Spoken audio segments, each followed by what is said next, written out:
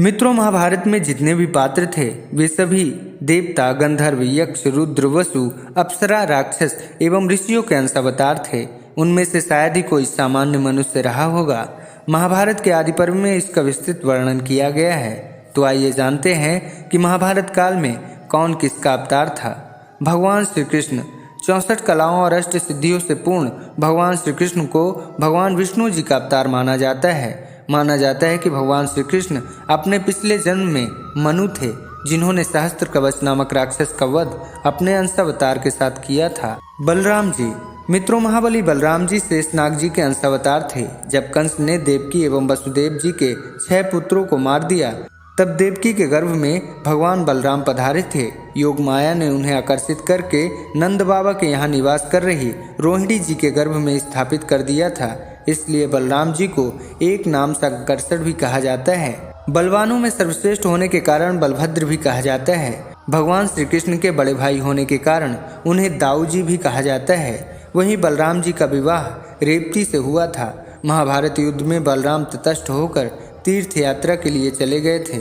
यदुवंश के संहार के पश्चात बलराम जी ने समुद्र तट पर आसन लगाकर अपनी लीला का अंत कर लिया था। पितामह भीष्म।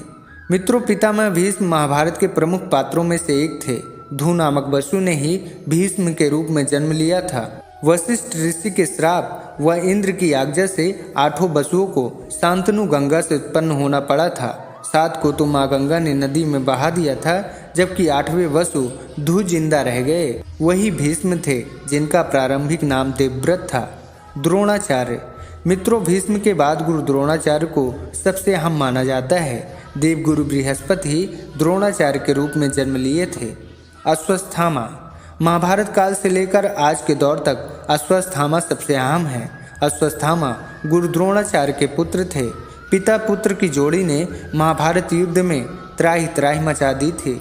अश्वत्थामा को महादेव, यम, काल और क्रोध के सम्मिलित अंश से उत्पन्न किया गया था। कर्ण। मित्रों, कर्ण के बारे में सभी जानते हैं कि सूर्य कुंती पुत्र थे। कर्ण के पालक माता पिता का नाम अधिरथ और राधा था। कर्ण के गुरु भगवान परशुराम और मित्र दुर्योधन थे। कर्ण को दुर्योधन ने अंग देश का राजा बनाया था, इसलिए कर्ण को अंगराज भी कहा जाता है। कर्ण देवताओं में सबसे प्रमुख सूर्य देव के पुत्र थे। कर्ण को भगवान सूर्य का ही अंश अवतार माना जाता है। दुर्योधन। दुर्योधन कलयुग का एवं उसके 100 भाई पुलत्स्य वंश के राक्षस के अंश माने जाते हैं। दुर्योधन हस्तिनापुर के महाराज धृतराष्ट्र और गांधारी के 100 पुत्रों में सबसे बड़ा पुत्र था। वेदव्यास जी के वरदान से ही गांधारी के 100 पुत्रों का जन्म हुआ था। दुर्योधन के असंख्य कुकृत्य के कारण आखिरकार कौरव और पांडवों के मध्य युद्ध आरंभ हुआ था। दुर्योधन गदा युद्ध में पारंगत था और बलराम जी का वह शिष्य था। दुर्योधन कर्ण को अपना परम मित्र मानता था।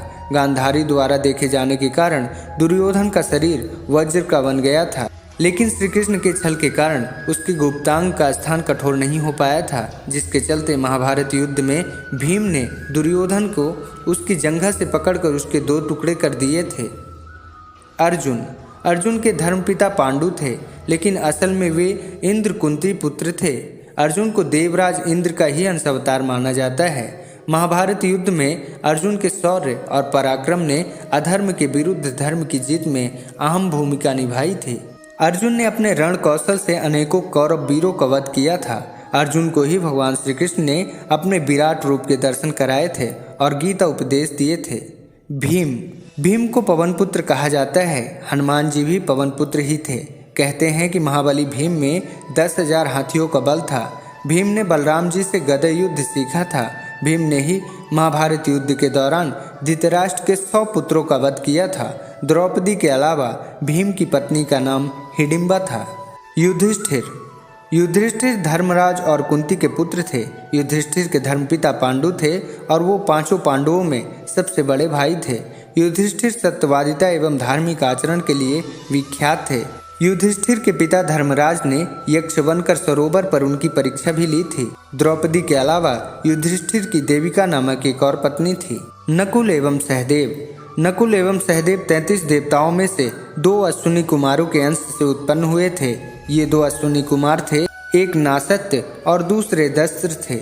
सहदेव त्रिकालदर्शी थे। सहदेव महाभारत युद्ध के होने और उसके परिणाम की घटनाओं को पहले से ही जानते थे, लेकिन श्री कृष्ण ने उन्हें इस घटना को किसी को भी बताने से मना कर दिया था।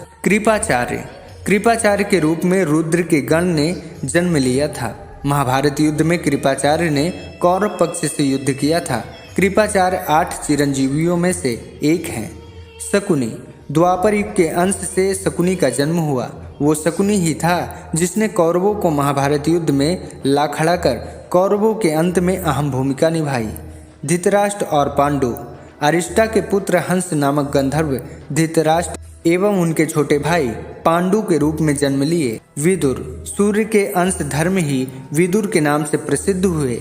कुंती और मद्री के रूप में सिद्धि और धृतिका का जन्म हुआ। गांधारी, मति का जन्म राजा सुबल की पुत्री गांधारी के रूप में हुआ था। रुक्मिणी और द्रौपदी, राजा भीष्मक की पुत्री रुक्मिणी के रूप में लक्ष्मी जी व द्रौपदी के रूप में इंद्र की पत्नी इंद्राणी उत्पन्न हुई थी। वहीं महाभारत के अन्य पात्रों में अभिमन्यु चंद्रमा के पुत्र वर्षा का अंश थे।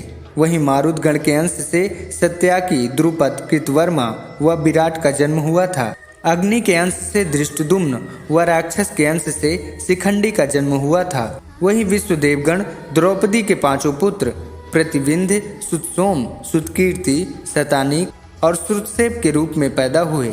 तो मित्रों, ये रही महाभारत के कुछ महत्वपूर्ण पात्रों की जानकारी। मिलते हैं फिर एक पौराणिक कथा के साथ। जय श्री कृष्णा।